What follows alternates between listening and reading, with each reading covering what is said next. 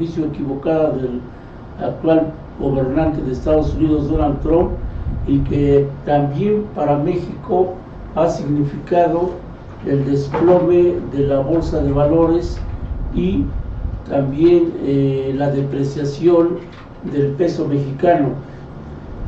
Por lo tanto, ante un escenario internacional de desaceleración de la economía mundial, ante la caída de la actividad económica mundial, y también en México, ante un contexto que tiende a afectar las exportaciones que México realiza, sobre todo cuando Estados Unidos es el principal país a donde se canalizan las exportaciones mexicanas, se requiere obviamente reaccionar. El gobierno federal debe de cambiar la política heredada del PRI y PAN cuando fueron gobierno, y tiene la necesidad para rescatar el rumbo, la ruta de México por mejores condiciones, mejor para México y para el pueblo de México. Tiene la necesidad, la obligación de cambiar el modelo neoliberal e impulsar lo que podríamos denominar un proyecto nacional reformista, que tome en cuenta los intereses de la nación y que tome en cuenta, desde luego, los intereses de la mayoría del pueblo de México. Entonces, durante todas estas largas décadas que están con el inicio de la administración del presidente Miguel de la Madrid Hurtado hasta la actual presidenta de México, presidenta Claudia Sheinbaum Pardo, las políticas de corte neoliberal han seguido y siguen vigentes. Hay que reconocer que el gobierno del presidente Andrés Manuel López Obrador y la presidenta Claudia han promovido políticas de apoyo a los grupos vulnerables, de programas de apoyo a los adultos mayores, a los estudiantes. Han rescatado el sector energético, que de no haber ganado en 2018 un gobierno distinto, a estas alturas ya no existiría la Comisión Federal de Electricidad ni tampoco la industria petrolera. Si alguno quiere revisar el contrato, el acuerdo que hizo el gobierno del presidente Enrique Peña Nieto, cuando se propone privatizar y extranjerizar el sector energético, aunque no lo negaba, sin embargo era una legislación leonina para México, porque significaba perder el sector eléctrico y la industria petrolera. Pues se logró rescatar, pero sin embargo mantener esas políticas como son la política de austeridad, la política de alza de la tasa de interés, el tipo de cambio fijo, en un contexto de una economía de libre movimiento de mercancías y capitales, de una autonomía del Banco de México, impide que el país pueda desarrollar su potencialidad, su crecimiento, su desarrollo, y los rezagos productivos y sociales que se vienen arrastrando a lo largo de estas 4 décadas, pues están vigentes, están presentes en nuestra economía. Por ejemplo, para que haya una mejor calidad de lo que tratamos de decir, la pérdida de la industria mexicana o la quiebra de la industria mexicana derivado de estas políticas de corte neoliberal, el Tratado de Libre Comercio, que se conoce como el Tratado México, Estados Unidos, Canadá y TEPMEC, ha significado que la afectación de mercancías extranjeras se traduzca en un desplazamiento en mala calidad de empresas que producen para el mercado nacional de México, la quiebra o la disminución de su presencia en el mercado nacional. Por otro lado, el sector agrícola también ha visto dañada su capacidad de mantener, como hizo la Cumbre del pasado, el abasto de bienes básicos para el mercado nacional, lo cual ha significado importar del exterior los granos para satisfacer la necesidad de alimentos en México. Entonces, pasamos de un país con problemas de una deuda a un país con problemas de carácter estructural. Desde el 1930, cuando hay una reanimación de las ideas neoliberales por parte de los grupos conservadores como una respuesta al surgimiento de las ideas de Keynes, ¿verdad? Mientras Keynes, por ejemplo, el economista, planteaba la necesaria intervención del Estado en la economía para que a través del gasto público, la intervención del Estado en la economía, se impulsara el crecimiento económico, la generación de empleos, políticas redistributivas del ingreso nacional para mejorar las condiciones de vida de la mayoría de la sociedad. La concepción neoliberal parte de un ataque a esos planteamientos. Por ejemplo, el neoliberalismo critica, rechaza la intervención del Estado en la economía, incluso llega a afirmar que la crisis que se dio en el 70 fue resultado de la creciente intervención del Estado en la economía, sin reconocer los problemas que el capitalismo ha generado y que ha exigido intervención del Estado. Entonces ellos comentan los neoliberales que la libertad económica, la libertad de empresa debe estar por encima del Estado. Entre más mercado, menos Estado, entre más libertad económica para la empresa, un país va a tener más crecimiento económico, más progreso, más prosperidad, que se va finalmente a desparramar a toda la economía. Se rechaza también la intervención del Estado, porque se trata de reconocer que el sistema, si se deja de meter la mano en el mercado, en la economía, el sistema tiene mecanismos para autorregularse de una manera sin necesidad de un factor externo como la intervención del Estado. Y por lo tanto, ellos argumentan que hay un funcionamiento más eficiente de la economía, una más correcta asignación de los recursos productivos en las diferentes empresas, sectores de la economía en su conjunto, y por lo tanto, una mejor distribución del ingreso nacional.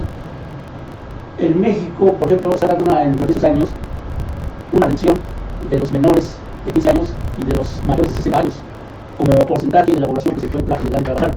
Sin embargo, una crítica que siempre se le ha hecho al gobierno federal y que va a darse cuenta de la importancia de ello, el modelo de más Estado, más mercado, menos Estado, tiene como resultado, si uno hace una evaluación de las décadas en que Estado tiene como resultado generar un crecimiento inestable, lento, de tal manera que el promedio, los 40 a 2018, podríamos decir que la economía mexicana, poco más del 2% promedio anual, tiene registradas tasas de crecimiento, mientras en el periodo de desarrollo al 82%, sobre todo el 40% de la economía logró crecer a ritmos del 6% anual de su Producto Interno Bruto, lo cual permite ver la gran diferencia de crecimiento cuando interviene el Estado y cuando no interviene. Cuando no interviene el Estado en la economía y se deja que sean las fuerzas del mercado, que sea el mercado el que regule el proceso económico, las tasas de crecimiento económico son muy bajísimas. Entonces, ¿qué significa ello? Que la economía durante estas décadas no ha generado los empleos suficientes y bien pagados y con prestaciones que debería ser lo ideal, que demanda una población de jóvenes que se incorpora al mercado de trabajo. Estas razones son las que explican que el país, como señalan varios economistas, se haya convertido en un gran tianguis, que haya crecido la economía informal a un nivel que pues, no es sano para el país. Aquí en México aproximadamente el 50% de la población económicamente activa se haya concentrada en la economía informal. Esa es la clase que asociamos la economía informal a las actividades laborales que gran parte de nuestros ciudadanos realizan en los mercados ambulantes, en las calles, para lograr sobrevivir. La economía informal podemos decir como una válvula de escape para que no se por ello arrancaría la economía en la sociedad. Y ahí se ha concentrado gran parte de la población. Aparte de ello, hay empresas privadas, partes de este grupo, donde también los trabajadores no cuentan con prestaciones que son esenciales para la edad de retiro y recibir una pensión y servicio médico. Entonces, la constante de este modelo de crecimiento del liberalismo se caracteriza por un aumento del desempleo y subempleo en México. Si por decir un caso, año tras año, la economía demanda 1 millón de empleos, la población que se incorpora al mercado de trabajo demanda 1 millón de empleos, y solamente se genera una cuarta parte para mostrar el desequilibrio que genera esta situación, que se explica el aumento del desempleo y el subempleo. Parte de esta población, como ya sabemos, muy a los Estados Unidos ante los bajos años que estaban sobre todo la liberal y la falta de empleos que están obligada a irse a Estados Unidos. Ello ha configurado una creciente desigualdad social en México, también una desigualdad que se traduce en una concentración de la riqueza en pocas manos y en una expansión de la pobreza y miseria, tanto en zonas rurales como en zonas de las ciudades. Ahí pueden ustedes abrir en su Facebook, por ejemplo, los estudios de Oxfam, una institución especializada en el estudio de la desigualdad social, la pobreza y miseria de México, y podrán destacar el tipo de país que se ha creado con las políticas liberales. Por ejemplo, si hay poco crecimiento económico y poca creación de empleo, hay que recordar a los que ya están más grandes, ya están formados, el anterior esquema social, como se llamó, la forma anterior a las fuentes individuales, anterior a las AFORES, los trabajadores jubilados recibían una pensión que financiaban los trabajadores en activo. Entonces los trabajadores de retiro recibían una pensión bajo ese esquema.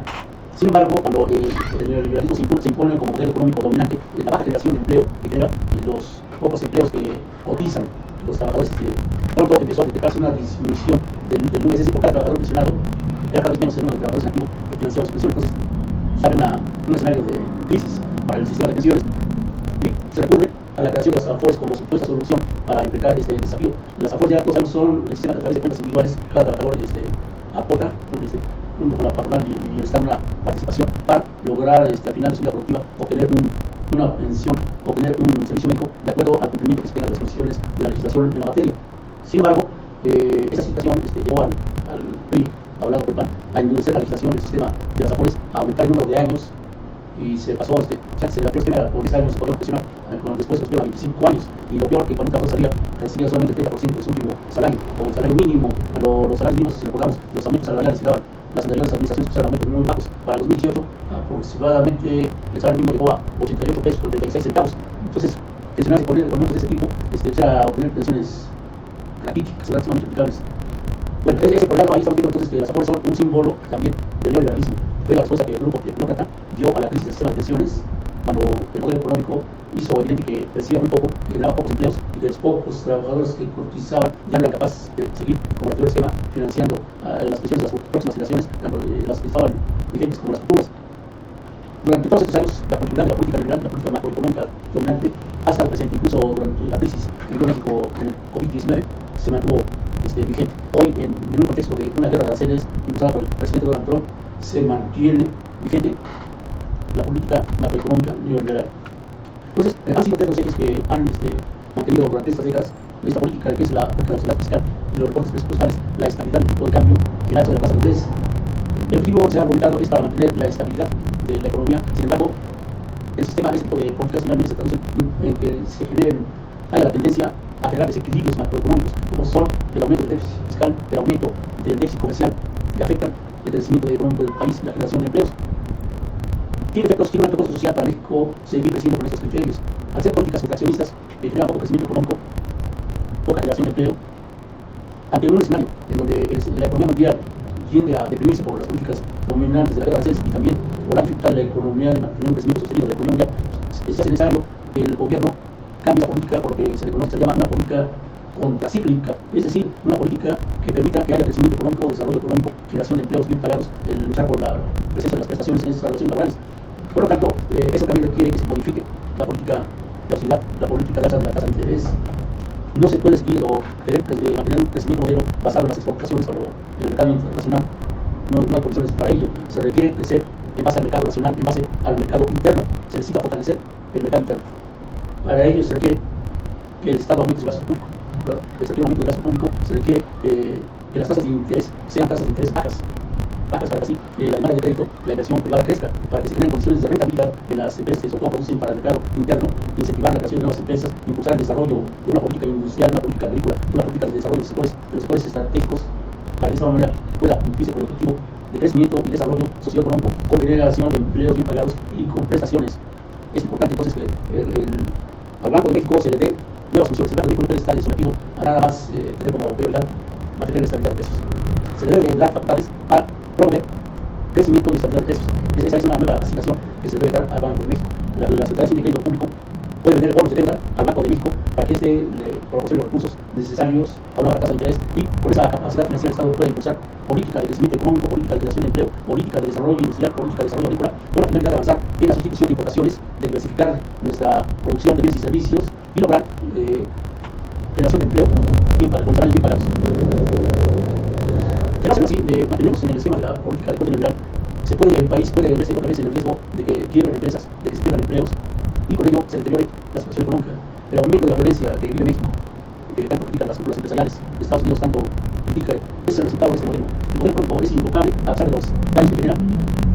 No hay ninguna crítica por parte de las cúpulas empresariales de México. Siguen exigiendo que se siga creciendo en base a más mercado, menos Estado.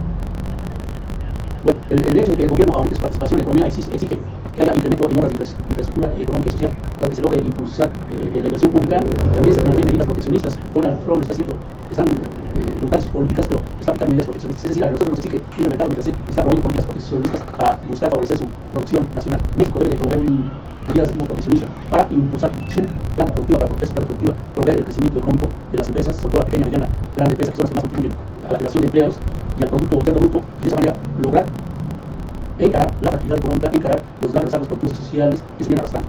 Pasar la sustitución de importaciones significa producir internamente lo que importamos del exterior. Significa producir en cantidades que logren satisfacer las necesidades de la nación, de la demanda nacional, de los bienes que importamos que son estratégicos, como es el gas, como son las gasolinas, por ejemplo. Significa disminuir el déficit comercial que se ha vuelto crónico. Significa liberar recursos se deben invertir en la inversión productiva de México, en la producción de bienes y servicios. Significa regular la banca comercial. Es una banca que gana mucho, es una banca que no es funcional a la planta productiva y al empleo. Se ha insistido en la necesidad de una reforma fiscal progresiva. Eso significa, sobre todo a los grandes capitales, a las grandes fortunas, aplicarles un impuesto mayor que pague más y más dinero. Por ejemplo, la banca comercial es un sector que ha ganado mucho dinero. Vas a ver abrir periódicamente y vemos cómo sus ganancias son altas en un contexto de economía que crece poco, en un contexto de una población que ve deteriorar sus niveles de vida, de altas de empleo. Y la banca gana mucho, las grandes cadenas comerciales también se les debe aplicar un impuesto por ciudad, las grandes herencias, etc. Para que así se pueda avanzar en una política financiera que el Estado tenga capacidad para impulsar los cambios que requiere nuestra acción. Fortalecer el mercado interno a través de un papel más importante del Estado significa tener un motor, que la economía tenga un motor de crecimiento. Ese motor debe ser el Estado como promotor del crecimiento, del desarrollo socioeconómico y la creación de empleos. Por ejemplo, tal como está la ley de mercado de empresas y capitales, se debe regular. Si tiene que capitales, debe darse preferencia y con un control de mercados estatales a la inversión, pero no a la capitales que esté orientada a la inversión productiva, no a la especulación. La entrada de capitales está orientada a la inversión productiva que va a contribuir al aumento de la producción de bienes y servicios y la generación de empleos, cosa que no hace el capital especulativo. Esas son las ideas más importantes que yo quisiera terminar con estos comentarios, que nos permita comprender que es necesario cambiar la política económica dominante que ha impuesto, hay que decirlo con claridad, que nos han impuesto desde el Banco Mundial, desde el Fondo Monetario Internacional, y que México ha seguido a lo largo de 4 décadas, poco más de 4 décadas, y que esas políticas nos llevan a ser un país que se enfrente en el contexto que nos encontramos de una situación de crisis de la economía mundial, reforzada por las políticas del presidente Macron, a entrar en una situación de un estancamiento prolongado. Por eso es importante tomar medidas para cambiar ese estado de cosas. En 2018, en 2024, hubo un tiempo del gobierno presidido primero por el expresidente Andrés Manuel López Obrador, hoy por la presidenta Claudia Sheinbaum Pardo. La derrota del PRI y del PAN en 2018 fue resultado de estas políticas neoliberales. El PAN y el PRI perdieron por estas políticas neoliberales. Aplicaron a rajatabla las recomendaciones del Fondo Monetario Internacional, la privatización y estabilización de empresas públicas, la desregulación de los mercados, el Tratado de Libre Comercio, la Autonomía del Banco de México, las AFORES, la política dominante de la austeridad, del tipo de cambio fijo y de alta tasa de interés. Los resultados fueron una derrota.